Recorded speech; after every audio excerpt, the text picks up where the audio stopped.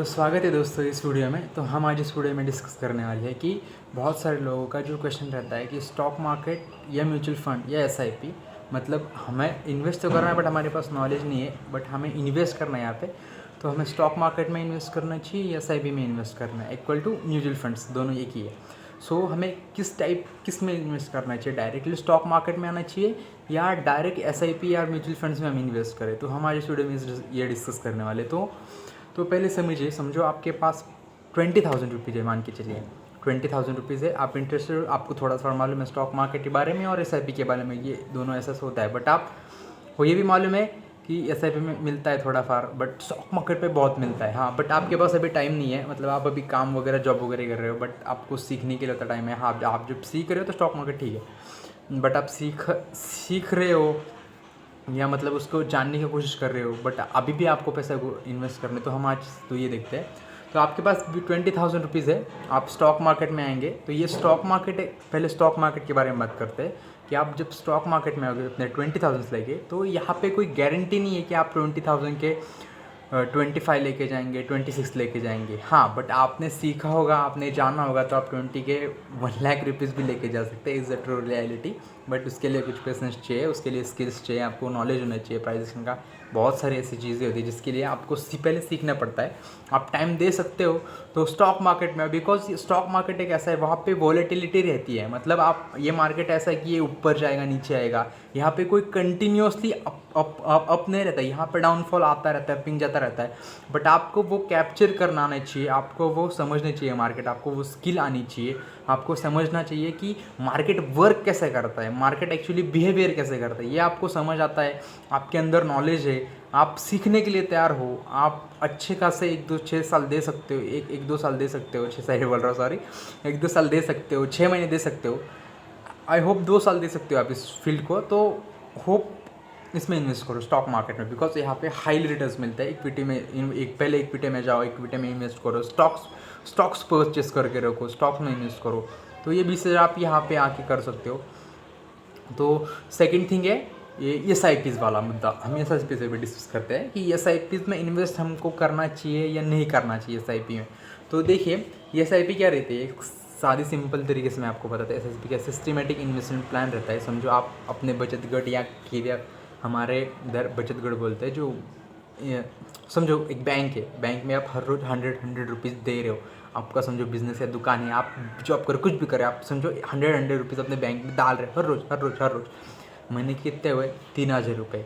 Bank आपको उस पर कितने इंटरेस्ट, साल के कितने हुए फिर? 36,000। आपको बैंक कितने उसके ऊपर देगी? 36,000 के ऊपर 2,000 या 1-1,500 ही देगी, बिकॉज ऑफ वो उतना रहता ही नहीं है। ऑलमोस्ट 5% से भी नीचे वो परसेंटेज देती है आपको, 5% या 4% से भी वो रिटर्न्स देती है।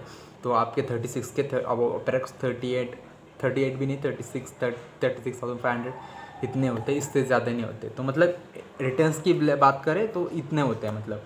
और वही आपने 100 रुपये एस आई पी में डाल दिए।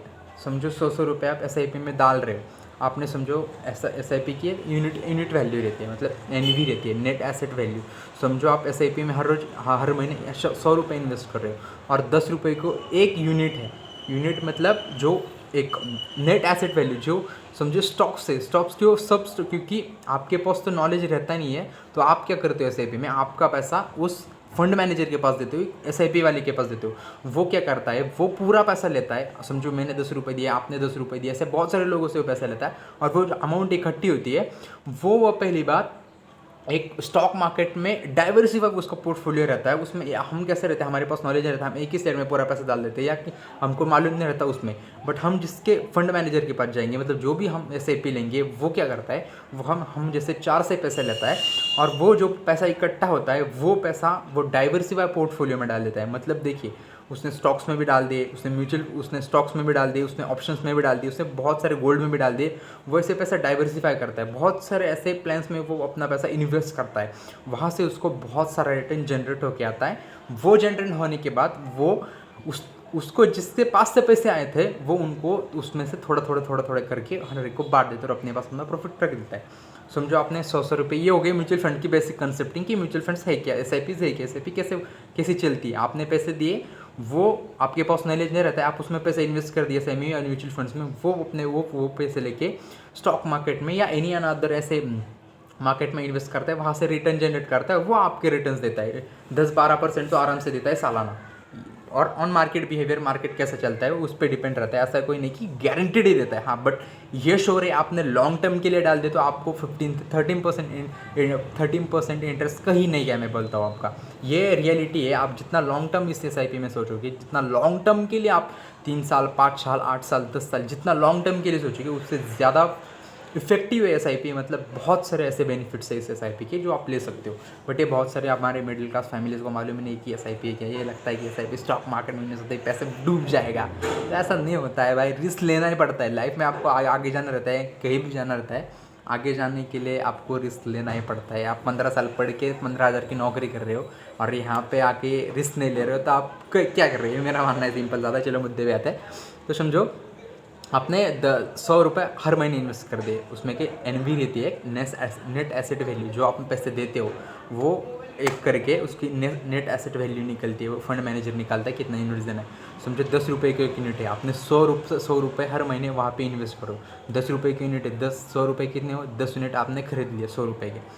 उस यूनिट की वैल्यू जैसे जैसे उसके मार्केट बढ़ते हैं, वो जहाँ पे भी इन्वेस्ट करता है वहाँ से उतना जनरेट नहीं, समझो आपने उसके पास दे दिया, वो जहाँ पे इन्वेस्ट करता है वहाँ से उसको ज़्यादा अमाउंट मिल गया, तो जो NV रहती है ना, मतलब मार्केट जैसे भी चलता है उसके ऊपर वो NV रहती है, वो NV बढ़ती बढ़ती जाती है। समझो आपने 100 रुपये से वहाँ पे इन्वेस्ट कर दिया, 100 का आपका वो 110 रुपये, 112 रुपये, 115 रुपये, 120, 130, ऐसे ऐसे वो NV की जो यूनिट वैल्यू रहती है ना, वो बढ़ जाती है।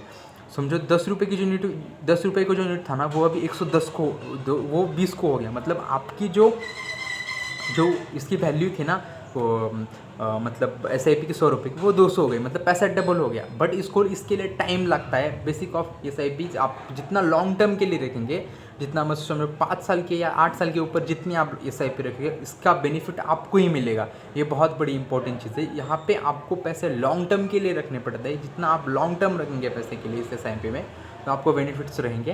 तो SIP के ये बहुत सारे फ़ायदे। समझो आपके पास नॉलेज नहीं है, आपने SIP में डाल दिया, बट यहाँ पे आपको हर महीने डालने पड़ता है 100 रुपये। आपके हिसाब से आपको कितना, SIP 100 से भी चालू होती है, 1000 से भी चालू होती है, 2000 से भी चालू होती है। फर्स्ट थिंग, आप कितने भी अमाउंट से चालू कर सकते हैं। बट मेरा ये मानना है, समझो आपके पास नॉलेज नहीं है, आप बोल रहे कि मुझे स्टॉक मार्केट में आना है, SIP में आना है, बट आपको SIP में मालूम है कि यहाँ पे 12-13% मिल जाता है। बट मेरा ये मानना है, आप ये सोच रहे हो SIP के बारे में कि 12-13% मिल रहा है, तो आप ये गलत सोच लेके चल रहे हो। आप अपने बैंक में FD में पैसे डाल रहे हो, उस पर अमाउंट आपको फिक्स रिटर्न मिल रहा है, 7 भी नहीं मिल रहा है आपको, 6% ही मिल रहा है, 6-6.5% ही मिल रहा है। बट यहाँ पे आपको 12-13% रिटर्न इंटरेस्ट मिल रहा है। तो आप ये मान के चलो ना कि यहाँ पे डबल इंटरेस्ट मिल रहा है। बट लोगों के क्या है मालूम है, लोग बैंक में FD रखना पसंद करेंगे, बट SIP में वगैरह वहाँ से तुरंत पैसा निकालने के लिए बहुत ऐसे, भाई लेगेज निकलना मांगता है मेरे को लेगेज पैसे चाहिए, 12% लेगेज साल की चाहिए। ऐसा नहीं होता है, लॉन्ग टर्म ये प्रोसेस रहती है। समझो आपने 1 लाख रुपये एक साल में एक लमसम इन्वेस्टमेंट SIP में कर दी 1 साल के लिए, 1 साल में, उसमें बैंक में आपको कितने देगी मालूम है? 1,06,000 देंगी। बट वही 1 लाख आप 1 साल के लिए SIP में डालेंगे ना, तो वहाँ पे आराम से आपको 9% की दर भी नहीं है। पहली बात ये जेन्युइन है। वहाँ पे 6, यहाँ पे 9, साल का बोल रहा हूँ। जब आप ये 1 लाख रुपये 5 साल के लिए उसमें SIP में रख देंगे ना, तो 10 साल का 50% आपको 1 लाख रुपीज़ इन्वेस्ट किया ना, उसका आराम से आपको 1 लाख 1,90,000 2 लाख के आसपास आपको मिल ही जाता है, पैसा डबल हो जाता है। बट वो लॉन्ग टर्म के बाद, मतलब अब वो 5 ईयर्स के बाद। वही आप बैंक में आपने 1 लाख रुपये लग देना, उसके आपके पास के सिर्फ 5,20,000 या 5,15,000 5,25,000 वहाँ तक ही जाएगा, उसके आगे जाएगा नहीं। ये रियलिटी है, आपको समझनी पड़ेगी। तो SIP इस तरह का काम करती है। तो मेरा ये पॉइंट ऑफ व्यू कि आपके पास नॉलेज है, आपके पास स्किल्स है, आपके पास बहुत सारा इन्फॉर्मेशन है, तो आप स्टॉक मार्केट में आके यहाँ पे सीख के इन्वेस्ट कीजिए। हाँ, बट आपको डर लगता है, बट आपको इन्वेस्ट भी करना है, बट यार मुझे स्टॉक मार्केट इतना ध्यान में नहीं आता, वो बहुत किचमिच काला है, बहुत सिर की बीमारी है, तो आप सीधी सादी SIP करिए। 100 रुपये से SIP चालू होती है, 1000 रुपीज़ भी होता है, तो SIP में आके इन्वेस्ट कीजिए। मेरा तो ये मानना है, FD में या कहाँ पे भी जाने, अरे 100 रुपये तो इन्वेस्टमेंट या 1000 रुपये तो इन्वेस्टमेंट करके तो देखो ना, साल 2 साल उसमें रिटर्न्स कितने जनरेट होते हैं ना, ये पहले देखो। उसको रिटर्न जितने जनरेट होंगे ना उतने आपको बैंक भी नहीं देगी, ये फर्स्ट थिंग है। तो एस आई पी में आप इन्वेस्ट कीजिए। स्टॉक मार्केट में आपको नॉलेज नहीं कुछ नहीं तो एस आई पी में इन्वेस्ट कीजिए। म्यूचुअल फंड्स में ये नेट एसेट वैल्यू रहती है, उसमें एक्सपेंस रेशो वगैरह बहुत सारे कुछ रहते हैं। तो अगले वीडियो में डिस्कस करते हैं कि how to identify best mutual funds, कैसे आइडेंटिफाई करना है, हम अगले वीडियो में देखते हैं। तो इस वीडियो में इतना ही, तब तक मिलते हैं नेक्स्ट वीडियो में, तब तक के लिए बाय बाय, थैंक यू, जय हिंद।